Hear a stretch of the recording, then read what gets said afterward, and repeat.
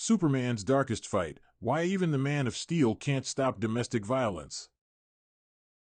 The classic George Reeves Superman television show effectively conveyed a message in the intro. Superman is more powerful than a locomotive, faster than a speeding bullet, and able to leap tall buildings in a single bound.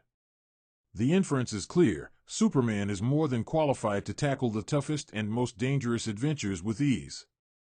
Superman's only hassle is saving Jimmy Olsen and Lois Lane when they repeatedly get into trouble. Superman can tackle any threat, be it domestic, international, or extraterrestrial. Or so he wrongly assumes. Superman has his limits, and there are not only those imposed by kryptonite. Superman cannot leap over the cruelty of human nature nor overcome the psychological troubles that turn someone into a domestic abuser.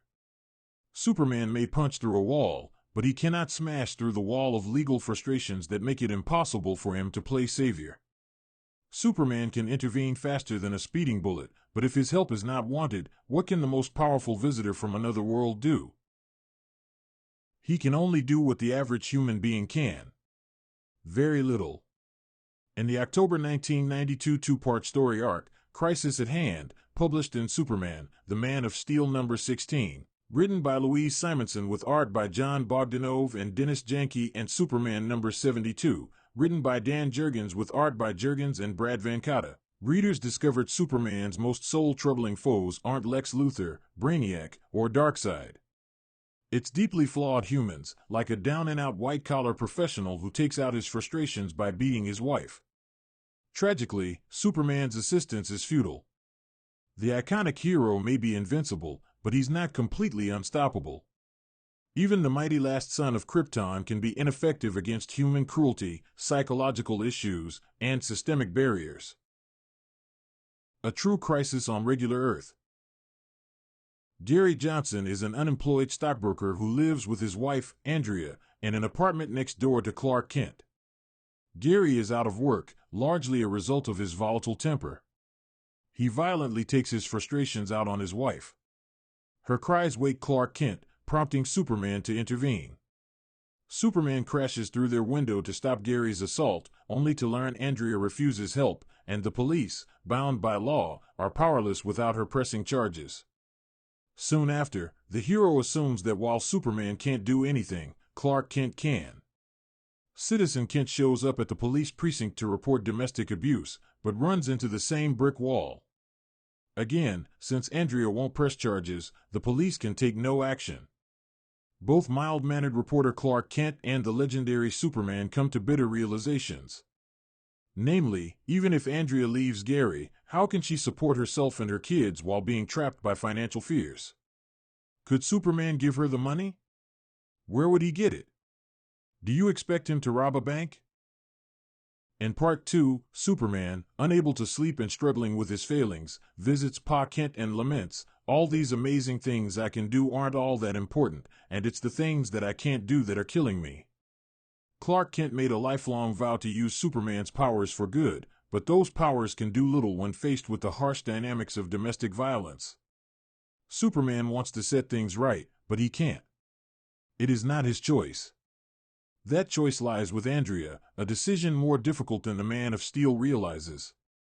In his struggles, Superman is almost as callous as his menagerie of villains. We wonder whether Superman wishes to save Andrea or is pushing for a conclusion to satisfy his ego.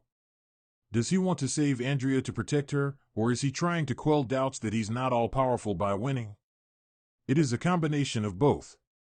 Andrea finally draws up the courage to leave Gary, and Clark Kent and Lois Lane appear at the apartment when she decides to divorce Gary and take herself and the kids to a shelter. We think that's the end, but it isn't. Superman searches for Gary and finds the broken man contemplating suicide. Superman stops Gary from jumping off a bridge, and Gary admits how he needs help and needs it now. So, Superman takes him under his arm and flies away, bringing Gary to a place where he can find help. The arc concludes with Superman learning he isn't completely powerless, but sometimes, the human way has more power than the superheroic one. Challenging themes revisited. Superman's history of getting involved in domestic disputes began with his first appearance in Action Comics #1, June 1938. Siegel and Schuster's debut story jumps around, intending to establish the new hero in kids' eyes. One brief sequence sees him put a wife-beating, knife-wielding husband in his place. When the abuser's knife blade breaks on Superman's chest, the abuser faints. The sequence aims to portray Superman as a man of character who fights for the weak, and those who prey on the weak will cower when faced with strength. The 1930s-era storytelling conveys its point simplistically, but the tale would be reimagined several decades later in a more compelling manner. Superman #72 depicts the hero reflecting on a tragic incident from his early years, where he confronted a violent husband who abused his wife. Superman's intervention ultimately encourages the woman to leave her abusive partner. However, there is no upbeat conclusion. The husband tracks down his wife and shoots her to death.